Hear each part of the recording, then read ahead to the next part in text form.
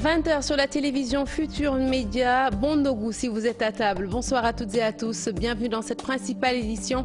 Les titres, c'est dans un instant. La refonte du fichier électoral sème à nouveau la discorde entre le ministère de l'Intérieur et l'opposition. L'opposition qui ne comprend pas que le projet de loi sur la révision du fichier ait été déposé à l'Assemblée nationale sans avoir été corrigé et validé au préalable. Elle exige son retrait immédiat de l'hémicycle, sans quoi elle boude la table des concertations jusqu'à nouvel ordre. Recrudescence des accidents mortels en banlieue entre Mbao et Medina Gounass. Des minibus ont fait 3 morts. L'indiscipline des chauffeurs en serait la cause. Des témoignages dans cette édition. La thèse de la Banque mondiale sur le dividende démographique frustre l'opinion publique. Selon l'imam Mortar Ndiaye, l'islam rejette d'emblée la proposition de la Banque mondiale qui recommande à la femme sénégalaise de limiter ses naissances à 3 enfants. Par contre, l'économiste Meissa Babou minimise les conclusions de ce rapport. Il voit plutôt à travers cette idée le besoin de booster des politiques plombées par un taux de natalité trop fort. La Commission régionale de la protection sociale veut sécuriser les abords de la MAC de Rebeuss. Propriétaires de garages et ateliers situés aux alentours de la prison ont été sommés de quitter les lieux. Les détails, ce sera tout de suite dans cette édition. Et puis l'invité du 20h est Cheikh Tidiane Ndiaye, journaliste, réalisateur du film 1623. Il est interrogé par Mamadou Ibra Kane et vous pourrez en savoir plus juste après la fin de cette édition. Voilà pour les titres, le développement, c'est tout de suite.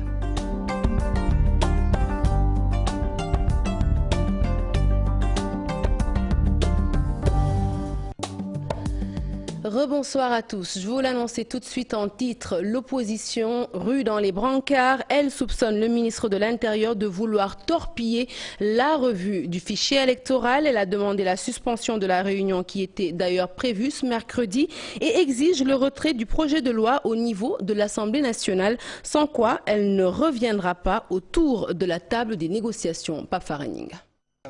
Oui, mais nous ne pouvons à peine une semaine de concertation sur le code électoral, déjà un pôle suspend sa participation. L'opposition dénonce l'introduction d'un projet de loi en procédure d'urgence à l'Assemblée nationale sur la refonte du fichier électoral. Sur certains points sur lesquels des discussions avaient été retenues, que sur ces points-là, il y en a un qui a été retiré pour donner ça au niveau de l'Assemblée dans les commissions techniques et qu'il était même prévu de faire passer ce point en procédure d'urgence. Alors qu'il s'agit de la refonte du fichier électoral. Ce qu'il faut rappeler, c'est qu'on parle d'élection. Et l'élément le plus fondamental, c'est donc le fichier électoral. Si on ne s'accorde pas sur le traitement qui doit être fait sur cela, tout le reste sera biaisé. Le pôle de l'opposition soupçonne un coup de l'État de vouloir élaborer un fichier en sa faveur. Qu'il fait d'autres choses à notre insu, allant dans le sens de créer un fichier demain qui ne sera qu'un fichier CMU, un fichier bourse de sécurité sociale et un fichier donc financement de femmes. Et l'opposition est contre cela. Le climat de confiance entre les deux pôles est détérioré. L'opposition exige des garanties pour revenir sur la table de concertation. Il y a un problème de confiance. Entre acteurs, nous devons quand même des comportements, des démarches, n'est-ce pas, des considérations pour établir une confiance. Puisque la commission chargée de la revue du code, son principe fondamental, c'est le consensus. La concertation sur le fichier électoral est vouée à l'échec pour l'instant. Sans le retrait du projet de loi du 17 juin 2016, l'opposition a réitéré encore une fois la disqualification du ministre de l'Intérieur pour l'organisation de quelconque élection. Ce projet de loi-là, c'est pourquoi nous avons suspendu. Nous restons toujours avec l'opposition pour nous intéresser cette fois-ci aux partis non alignés en désaccord total avec la commission chargée de la revue du fichier électoral. Ils l'ont fait savoir ce matin, toujours lors de cette rencontre convoquée par le ministre de l'Intérieur. Je vous l'annonçais tout de suite, laquelle rencontre a d'ailleurs été suspendue à cause de cet incident. Nous écoutons Amadou Sennian, il est le porte-parole du pôle des partis non alignés. Ses propos sont recueillis par Adia Tala et Modou Diop. On a demandé la suspension de la rencontre. Pourquoi? Parce que effectivement, quand le ministre de l'Intérieur a convoqué cette commission-là, c'était pour 2 points à étudier. Le premier point portait sur le fichier électoral, le second point portait sur la revue du code électoral. Ce matin, alors qu'on n'a pas encore évacué la question des points à étudier, un par un, on a été informé du dépôt d'un projet de loi au niveau de l'Assemblée qui a même commencé à l'étudier. On ne veut pas être des faire-valoir. C'est pourquoi, en toute responsabilité, nous nous sommes retirés et nous demandons à l'État de retirer ce projet de loi pour permettre à l'ensemble de la classe politique de trouver un consensus sur cette question. Prolongation des scènes de violence qui ont éclaté au sein du Parti socialiste le 5 mars dernier, on s'en souvient tous. Des jeunes proches du maire de Dakar ont été interpellés, une situation qui crée un certain malaise au niveau du Parti socialiste. De l'avis de Mandiaye Gueye, observateur de la situation politique, cette gêne pourrait amoindrir les forces du Parti socialiste. Nafissatou Silla et Diafar Abba nous en disent plus dans ce reportage.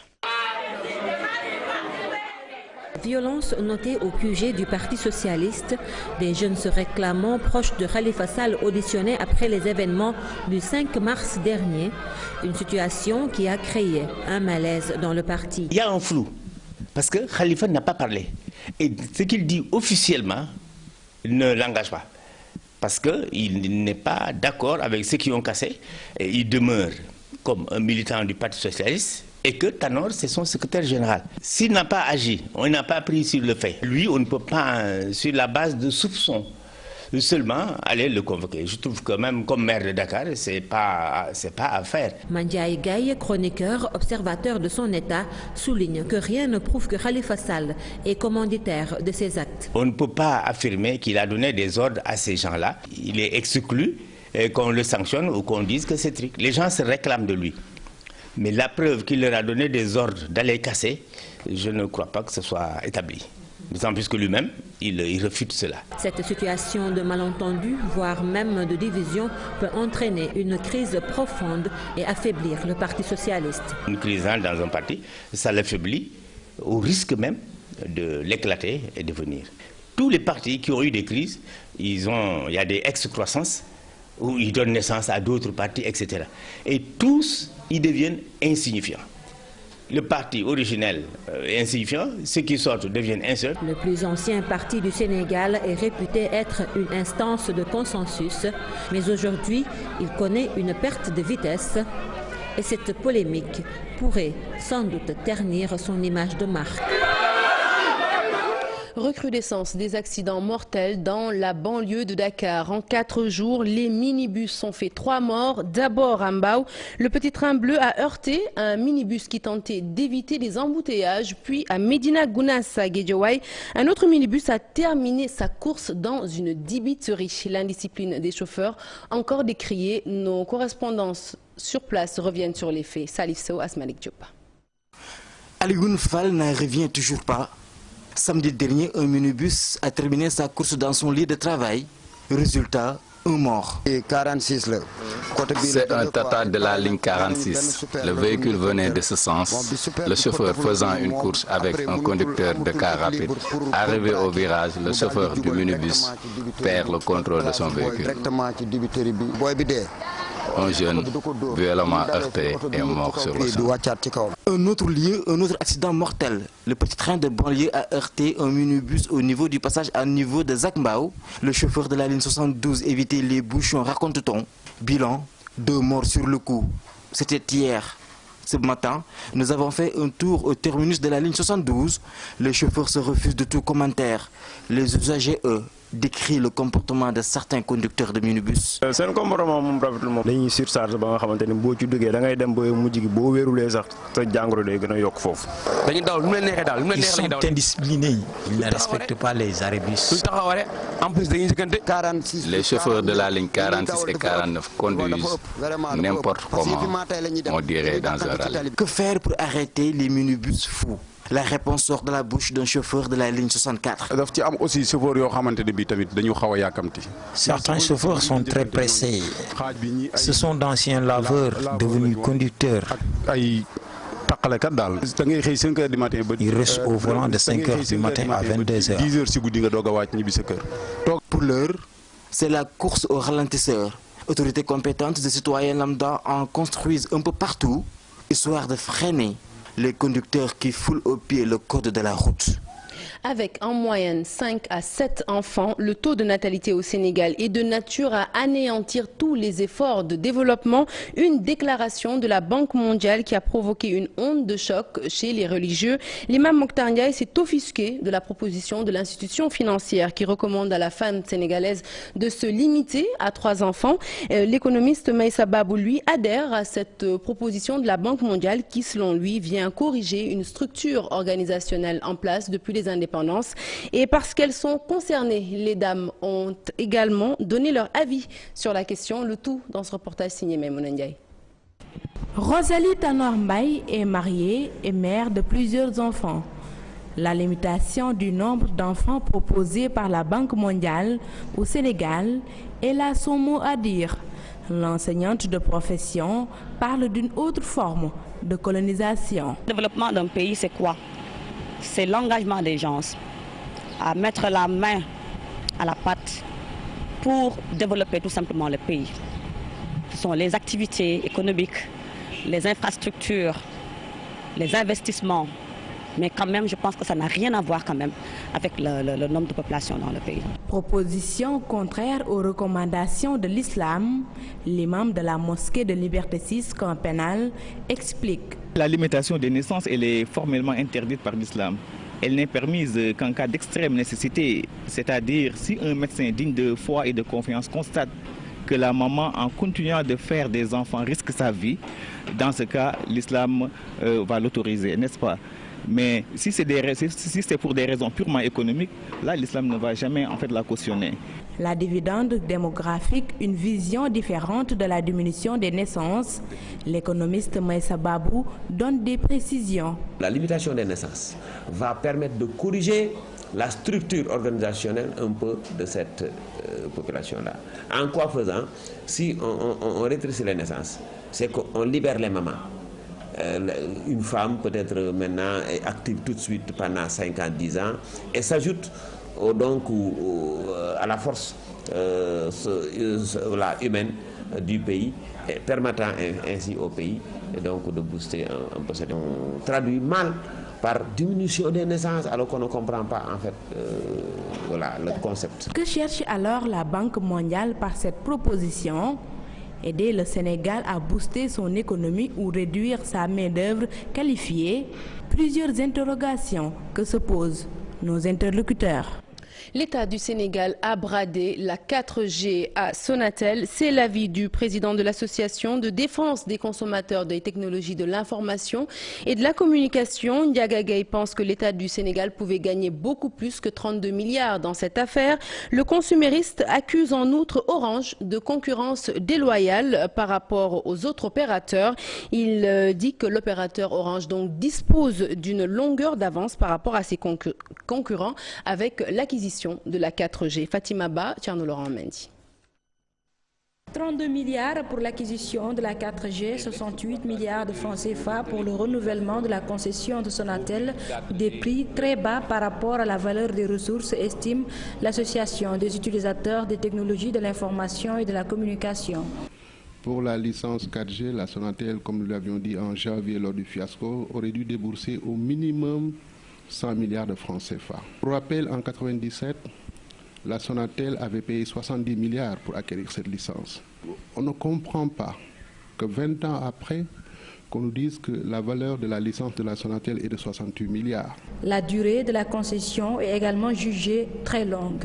Dans la convention existante, il est prévu à la fin de cette concession, le 19 juillet 2017, un renouvellement par 5 ans successifs. Le détenteur de cette licence peut gagner sur 17 ans au minimum 1600 milliards de francs CFA. Comment peut-on vendre une ressource qui peut rapporter à son propriétaire 1600 milliards de francs CFA à 68 milliards de francs CFA? Après l'acquisition de la 4G, la Sonatel dispose d'une longueur d'avance par rapport à ses concurrents, selon Ndiaga Gaye, ce qui fausse les règles de la concurrence. Il s'agit de 3 opérateurs qui sont présents sur le marché national. Tous les 3 postulent à accéder à cette ressource. nous pensons que d'un point de vue éthique et légitime, il faut leur donner la ressource qui est la licence 4G en même temps. Nous pensons que ceci ne favorise pas les conditions d'une concurrence loyale entre les trois opérateurs. L'association parle de bradage. Les consommateurs sont oubliés dans les négociations, ajoute ce professionnel des technologies de l'information et de la communication, contrairement à ce qu'annonçait le DG de la RTP ce mardi.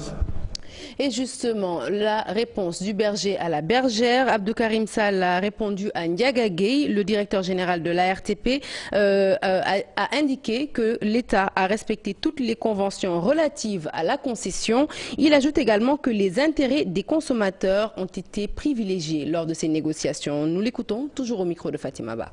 Les durées de concession varient généralement entre 15 et 20 ans. Je voudrais dire que nous estimons avoir utilisé l'ensemble des voies que nous autorise la loi pour procéder au renouvellement de la concession en élargissant le périmètre de l'ancienne concession à la 4G.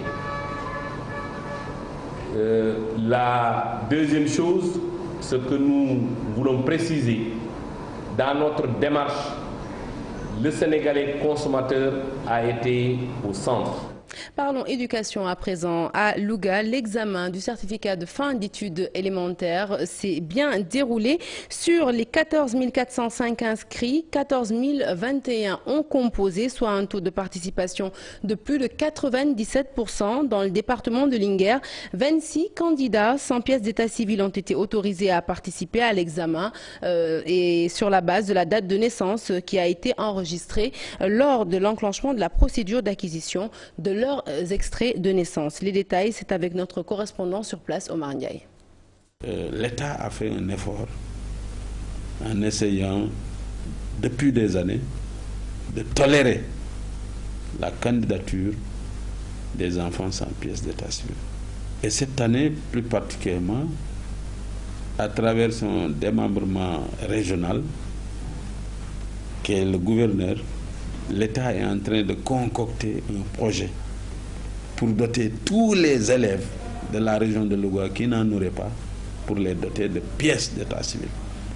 Et sur ce rapport, d'ailleurs, je pense bien que l'État ne fera plus aucune tolérance. J'en appelle donc aux parents d'élèves, à l'ensemble des acteurs, pour que désormais on s'inscrive dans une perspective de 0 enfant non doté de pièces d'état civil dans nos écoles. Et vous avez sans doute dû rectifier de vous-même. Il ne s'agit pas de notre correspondant à Louga, Tchanofal, mais plutôt de l'IEF de Louga, M. Omar Ndiaye. À l'université Cheikh Anta Diop de Dakar, les étudiants grincent des dents. Les autorités sur place ne sont pas en mesure d'accepter le master pour tous, l'une de leurs principales exigences. Moustapha Sall du SAES reste catégorique. Selon lui, les réalités universitaires ne permettent à aucune faculté du Sénégal d'appliquer le master pour tous. L'Assemblée de la faculté a par ailleurs décidé d'organiser les examens en session unique, une autre mesure qui a accentué la colère des étudiants. Aminata Mbaresso. Cette année encore, les étudiants de la faculté de droit seront soumis à la session unique. Conséquence, il n'y aura pas d'examen de rattrapage. Pour le chargé des revendications du SAES, les étudiants sont en partie responsables de cette situation. Ce qui s'est passé rapidement au niveau de la fac de droit, c'est que vous avez des étudiants qui étaient en grève pendant 45 jours ou plus. 45 jours et plus, ça veut dire qu'ils ont presque donc, entamé largement le semestre. Ils ont été en grève, il faut qu'ils acceptent aussi d'en porter une responsabilité. Ces étudiants de la faculté de droit étaient en grève pour exiger le master pour tous, une requête qui ne peut aboutir de l'avis de Moustapha Sall. Les collègues peuvent voir. Ça, c'est un appel que je lance, de voir ce qui est faisable. Et même empiéter jusqu'à l'année prochaine, ça, c'est à eux d'apprécier avec l'administration et d'aider. Mais en plus, il faut que aussi les étudiants sachent que l'accès au master ne peut pas faire l'objet d'une grève chaque année. Elle n'est pas automatique. Il n'est pas automatique cet accès-là. Il y a des critères. Si les critères sont remplis, il faut s'y plier. Entre autres alternatives possibles pour ces étudiants, essayer de négocier avec le conseil d'administration de la faculté ou encore ouvrir certains concours aux étudiants détenteurs de la licence. L'État doit faire un effort. Par exemple, les concours des greffiers qui étaient au niveau bac doit être relevé au niveau licence pour que les étudiants de fac droit qui ont la licence, puis s'ils sortent, ils peuvent faire le concours uniquement pour les greffiers, mais pas ramener le concours de greffier au bac et faire sortir des étudiants en licence droit. En licence droit, ils ne peuvent absolument rien faire. À la faculté des lettres, sciences comme médecine, il n'y aura pas de session unique cette année. Les examens du premier semestre sont terminés, le second semestre est déjà entamé. Retour à l'actualité politique avec ce communiqué du ministère de l'Intérieur qui vient de nous parvenir après la suspension des travaux de la revue du Code électoral. Le ministère de l'Intérieur rappelle qu'aucune objection écrite ou orale n'avait été enregistrée. Néanmoins, informé de la situation, le gouvernement a pris la décision de retirer le projet de loi pour permettre la poursuite des travaux. La décision a été portée à la connaissance des pôles demandeurs de la suspension, relevant que la demande a été satisfaite. Le président de la commission de revue du Code électoral a constaté les faits et convoquera les acteurs dans les meilleurs délais pour la reprise des travaux. Un communiqué signé le ministre de l'Intérieur. Nous revenons sur le litige opposant les jeunes de Yoff aux mareyeurs. Les deux parties ont fini par trouver un terrain d'entente. Le terrain de football qui était à l'origine du différend est finalement attribué aux jeunes. En attendant la fin des travaux du quai de pêche, un site de débarquement a été également affecté aux mareyeurs. Un dénouement heureux de cette affaire obtenu avec l'intervention de la mairie de Yoff. Tierno Laurent Mendy pour les images, Fatidien pour le reportage. Après près de 2 heures de négociation, une solution a été trouvée. À la place du terrain en question, un autre site de débarquement pour les mareyeurs. On a trouvé un site au niveau à côté du terrain pour permettre donc aux mareyeurs de débarquer tranquillement le poisson et que le problème actuellement est réglé entre les jeunes et le comité et les mareyeurs. Les jeunes, ce qui les intéressait, c'est de préserver le site, le terrain de football. Et nous aussi, on est avec les jeunes. Cette décision prise par la mairie de Yoff est bien accueillie par les jeunes et les mareyeurs de la commune. Lieu de débarquement avec le Bogon. Les mareyeurs voulaient seulement un lieu de débarquement. La mairie a trouvé un site pour nous, Dieu merci. Tout cela est normal parce que le quai est en chantier. Pour le moment, le quai de pêche de Yoff est en travaux, mais la mairie rassure, ce site de débarquement est provisoire. Le quai de pêche donc va s'ouvrir d'ici 2 mois ou 2 mois et demi. Un terrain de football avait opposé les jeunes de Yoff aux mareyeurs. Ces jeunes reprochaient aux mareyeurs d'avoir transformé le dit terrain en site de débarquement. Autour de la célèbre prison de Rebeuss, c'est le grand toilettage, atelier et garage installés aux abords de la maison d'arrêt et de correction ont été sommés de quitter les lieux. Une décision de la commission régionale de la protection civile. Objectif, sécuriser les alentours de la prison, mais aussi le quartier d'Issa Préra. À quelques heures de la fin de l'ultimatum, les alentours de la MAC de Rebeuss se dégagent petit à petit de l'emprise des garages et ateliers installés de manière anarchique et irrégulière. Ils ont été sommés de quitter les lieux au plus tard ce mercredi 22 juin. Ils m'ont dit de quitter avant mercredi. Oui, je suis en train de préparer, c'est ce que j'ai déballé chez mes bagos. J'ai demandé aux régisseurs, ils m'ont dit, bon, c'est pas la peine de garder les bagages là-bas en attendant que je trouve une chambre. La commission régionale de protection civile, suite à une descente sur les lieux, avait distribué des sommations aux riverains et garagistes. Mais après concertation avec les autorités, seuls ces derniers sont concernés par la mesure. Il y a les conseillers municipaux qui sont venus pour nous dire qu'il y a eu confusion. Le déguerpissement concerne les garages et les ateliers qui se trouvent aux alentours de la prison. Mais les habitants ne sont pas concernés. Une mesure prise pour libérer l'espace autour de la prison, mais aussi respecter les normes qui régissent la sécurité dans les prisons. La raison elle est simple, c'est qu'une prison doit toujours être inscrite sur des normes. Elle doit fonctionner suivant un certain nombre de normes. Lesquelles normes veulent qu'il y ait un périmètre de sécurité tout autour de la prison. Il n'y a qu'en Afrique, particulièrement au Sénégal, qu'on voit tout au long du mur d'une prison des voitures et des garages qui sont éparpillés ça et là. Et donc ça, ce n'est pas parce que c'était le cas pendant longtemps. Ces occupations à proximité de la prison est une menace pour les populations. Ces dernières elles-mêmes ont pris la décision de soutenir les efforts de l'État à assainir leur quartier. Parlons consommation à présent. Il faudra désormais débourser 125 francs pour un kilo de riz paddy. La mesure a été prise en comité avec les membres de la filière riz, Cerise et l'ensemble des acteurs du secteur. Lors de cet atelier qui s'est tenu à Ndia et dans la région de Saint-Louis, les producteurs ont annoncé que 300 000 tonnes de riz sont attendues cette année. Seyni Ndao est le directeur adjoint de la SAED. Il nous en dit plus. Il s'est exprimé au micro de nos correspondants Ousseynou Diop et Habib Sek. Au regard des réalisations en matière d'emblavure, 43 784 hectares ont été emblavés. Comparé aux emblavures de la campagne de saison sèche de l'année dernière, cela représente un bond de 21%. Ça veut dire que donc c'est un record et c'est la première fois dans l'histoire de la vallée qu'un niveau d'emblavure a été atteint pour une production qui est attendue et qui va tourner certainement autour de 300 000 tonnes de paddy. Fort heureusement, le professionnalisme a gagné cette fois-ci, si bien qu'avant d'entrer donc dans cette salle, avec la concertation qui a été faite entre donc les riziers et les producteurs, le prix a été déjà fixé, d'un commun accord avec un consensus. Et les prix qui sont affichés, c'est 125 francs CFA le kilo du paddy ordinaire, bord-champ, et 140 francs le kilo du riz parfumé, sinon aromatisé, bord-champ. Nous parlons à présent de cette passation de service à la Société nationale d'habitation à loyer modéré SNHLM. Sur place, Ibrahim Awad a passé le témoin à Mamadou Kassé, une passation de service qui a eu lieu ce mercredi matin. Le nouveau directeur général Mamadou Kassé sollicite l'accompagnement du personnel pour l'atteinte de ces objectifs. C'était en présence de Fatou Bintou Conté et Mohamed Dian. La SNHLM, Société d'habitation à loyer modéré, a un nouveau patron. Il s'agit de Mamadou Kassé. Cet ancien conseiller en urbanisme du chef de l'État a été nommé à la tête de cette société. Une société dont il demande l'accompagnement du personnel pour l'atteinte de ses objectifs.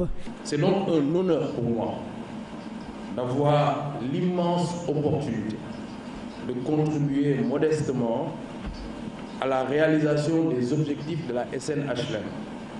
En étroite relation, bien évidemment, avec l'ensemble du personnel. Ressources humaines de qualité qui, au quotidien, se battent pour hisser encore plus haut la SNHLM. Ibrahim Awad, le DG sortant, a dressé un bilan satisfaisant de son magistère où plein de projets ont été réalisés. En 2012, quand nous avons pris en charge la mission de conduire la SNHLM, nous avons connu une tension de trésorerie très sérieuse. Il n'était pas facile, je peux même dire qu'on n'avait pas en ce moment-là la confiance des banques. Et pourtant, il fallait continuer à faire fonctionner la société. Il fallait continuer à conduire les projets. Aujourd'hui, je dois dire que je suis fier de ce que nous avons pu faire en fonction des moyens qui étaient à notre disposition. 4 ans passés à la tête de cette société, l'ancien directeur général se targue d'avoir obtenu un financement de 10 ans de la BHS, une première pour la SNHLM. C'est une avancée parce que pour la première fois de l'histoire, la BHS est d'accord pour nous donner un financement sur 10 ans. Avec 200 employés en son sein, une nouvelle page s'ouvre pour la société SNHLM. Les travailleurs espèrent profiter de l'expertise de leur nouveau patron pour rendre à cette société ses lettres de noblesse. Demain jeudi, nous serons le 23 juin, une date à jamais gravée dans l'histoire politique du Sénégal. Alors en prélude au 5e anniversaire de cette date significative pour le triomphe de la démocratie sénégalaise, Cheikh Tidiane Ndiaye a produit un documentaire intitulé 16-23. Le journaliste revient sur cette journée mémorable du 23 juin 2011. Des acteurs de la société civile et d'autres acteurs de la vie politique et économique ont assisté à la projection du film. Notre reporter y était également, Cheikh Tidiane Dione. Il a signé donc ce reportage. Ces images sont celles de la première partie du documentaire du journaliste Cheikh Tidiane Ndiaye. Dans ce film, le réalisateur retrace la chaude journée du 23 juin 2011. Un conseil des ministres avait adopté ce fameux projet de loi constitutionnel qui prévoyait en gros qu'on pouvait passer avec 25% des voix au premier tour. Une première partie, c'est celle qu'on vient de montrer aujourd'hui, qui dure 45 minutes. Et c'est une partie qui est une chronique des événements qui se sont déroulés entre le 16 et le 23 juin. Donc on a essayé de montrer tout ce qui s'est passé depuis le moment où le gouvernement a pris la décision ou a adopté la loi, en tout cas pour la passer en procédure d'urgence à l'Assemblée nationale, jusqu'au 23 juin, le jour où il a décidé finalement de retirer ce projet de loi.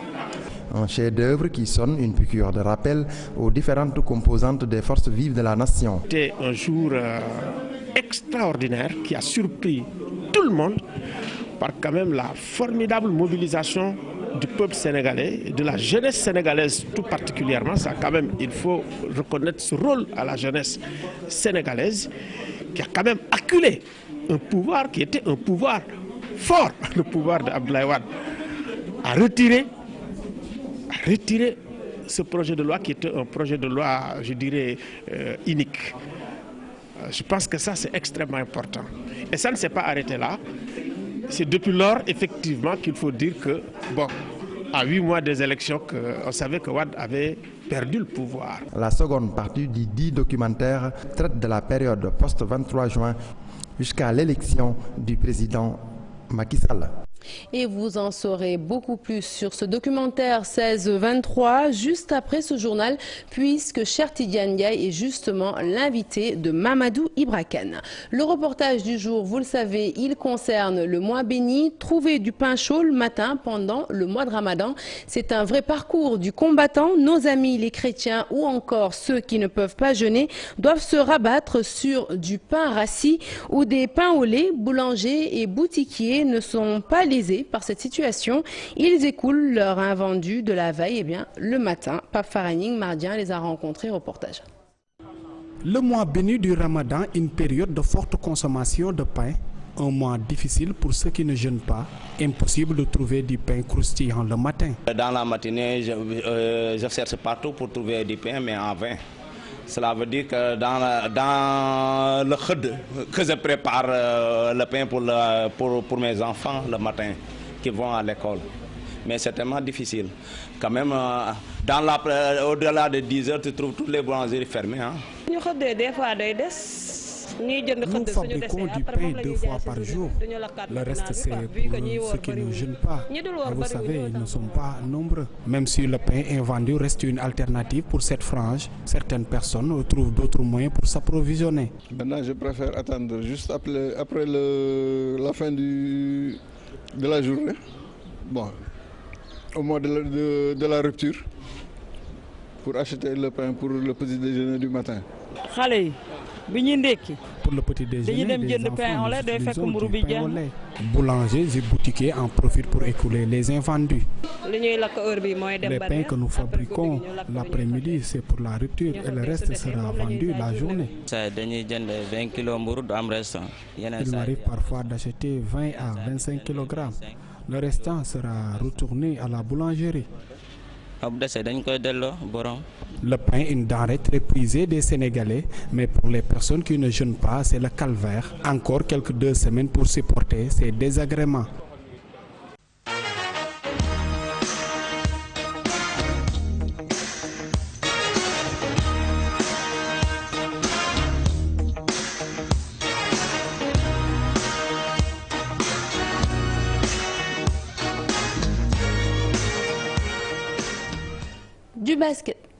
Du basket pour démarrer cette page des sports. Demi-finale allée des playoffs dames. Le Dakar Université Club prend une option pour la finale.